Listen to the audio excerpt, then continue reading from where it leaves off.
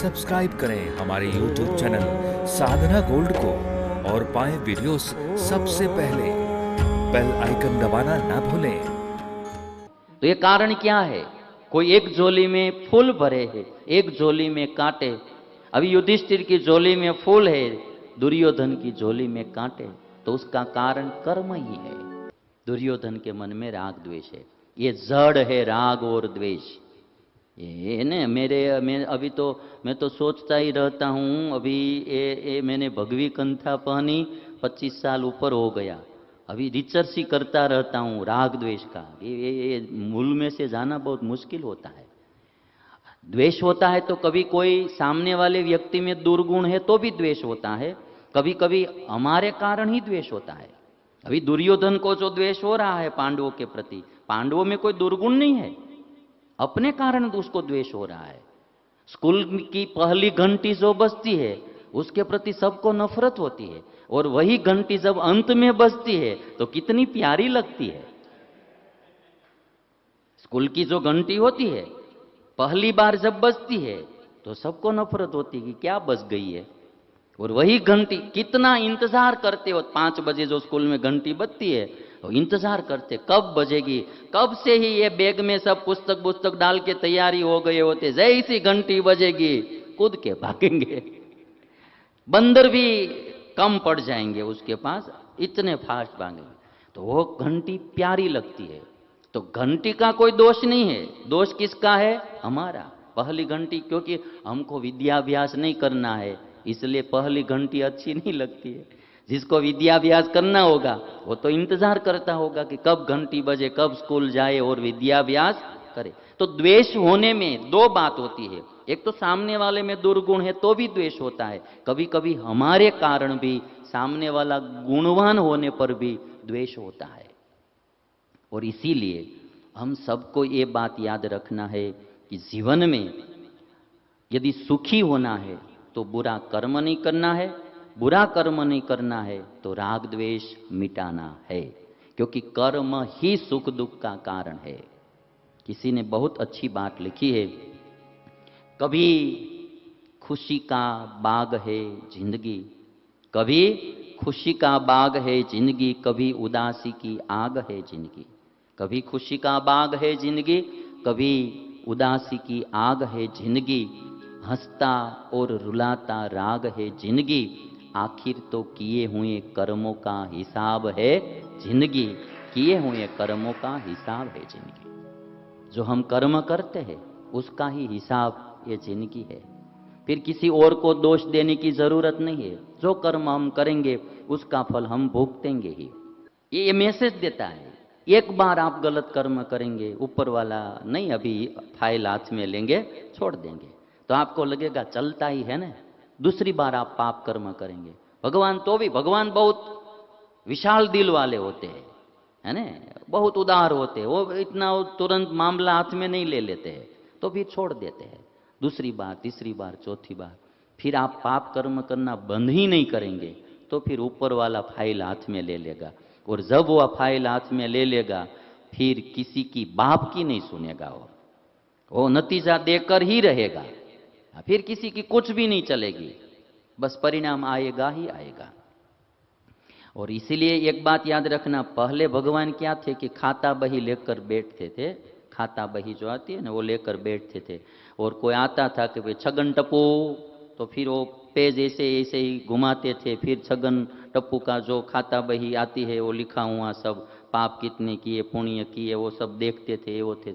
तो इसलिए कर्म का फल मिलने में थोड़ी देर लगती थी। अब तो भगवान भी लैपटॉप लेकर बैठते हैं, जैसे ही बोलेगा छगन टप्पू, एक स्विच दबाएंगे, छगन टप्पू की सब हिस्ट्री जो है वो बाहर आ जाएगी कि कब कब कितनी चोरी की थी, कितनी लूट की थी, क्या क्या किया था, क्या कौन कौन सा घोटाला किया था, सब आ जाएगा, हिसाब तुरंत आ जाएगा।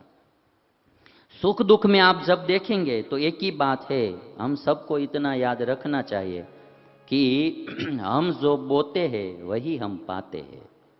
यानी बबुल का पेड़ बोएंगे आप तो आम कहाँ से खाएंगे? बबुल का पेड़ बोएंगे आप तो आम कहाँ से खाएंगे? जो बोएंगे वही खाएंगे। जो दुख हमारे जीवन में आते हैं तो फिर आज हमको लगता है कि ये दुख इसने क्यों दिया, उसने क्यों दिया। वस्तुतः वो हमारे छिलके का ही दुख होता है, हमारे छिलके का ही दुख होता है। इसलिए जो एक राजा की कहानी में कभी कभी गुजराती में तो हर बार सुनाता हूं कि एक राजा के 3 मंत्री थे। तीनों मंत्रियों को राजा ने एक एक ठेला दिया, एक एक ठेला दिया और कहा कि आप बगीचे में जाओ और फल लेकर आओ। तो तीनों मंत्रियों गए। तो जो पहला मंत्री था तो उन्होंने सोचा कि अब ये राजा क्यों इतना ये फल मंगवा रहा है, उसको कुछ काम तो होगा नहीं। तो पत्ते और टहलनियाँ वो सब डाल के हल्का सा थैला थैला बनाकर आ गया। फल बुल कुछ लिया नहीं उन्होंने, उन्हें उठाने में एकदम हल्का सा रहे इसलिए ये पत्ते सब डालकर लेकर आ गया, थैला भर के, पूरा थैला भर कर आ गया। दूसरा मंत्री जो था उन्होंने सोचा कि हम अभी ऊपर पेड़ पर कहाँ चढ़ेंगे फल उतारने के लिए, कि जो नीचे गिरे हुए थे फल, कच्चे थे, सड़े हुए बिगड़े हुए जो भी फल थे, कच्चे पके सड़े बिगड़े, वो सब भर के वो आ गया। तीसरा मंत्री था, उसने सोचा कि राजा ने मंगवाया है तो हम अच्छे अच्छे अलग अलग सब प्रकार के फल लेंगे और अच्छे अच्छे लेंगे। तो सबसे नीचे थोड़े कच्चे रखे, उससे ऊपर थोड़े, उससे कम कच्चे, उससे कम कच्चे, सबसे ऊपर पक्के फल रखे कि आज ही खा सके, फिर कल थोड़े पक जाए तो कल भी काम में आए, दूसरे दिन तीसरे दिन पक जाए तो परसों नरसों काम में आते जाए। उस तरह से उन्होंने सब व्यवस्था अरेंजमेंट किया। तो वो भी थैला लेकर आया। तीनों आए, राजा ने राजा से कहा कि अब तीनों आ गए, क्या करना है। राजा ने कहा कि तीनों को जेल में बंद कर दो, तीनों को जेल में बंद कर दो और खाने पीने के लिए कुछ भी मत देना, ठेले में जो फल लाए हैं वे ही खाएंगे, ठेले में जो फल लाए हैं वही खाएंगे।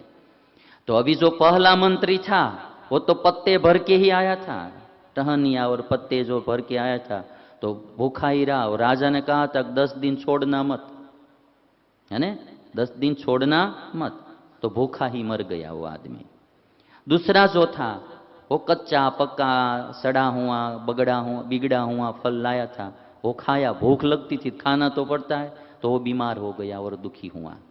और तीसरा जो था, आज पके ऐसे फल लाया था वो आज खाया, कल पके ऐसा फल कल लाया, ऐसे ही पूरा 10 दिन उसका निकल गया और सुख से रह लिया। ये जो कहानी है, राजा वो भगवान है, मंत्री हम सब जीव है। जैसा थैला भर के हम इस दुनिया में आए हैं वैसा ही फल खाने का होता है।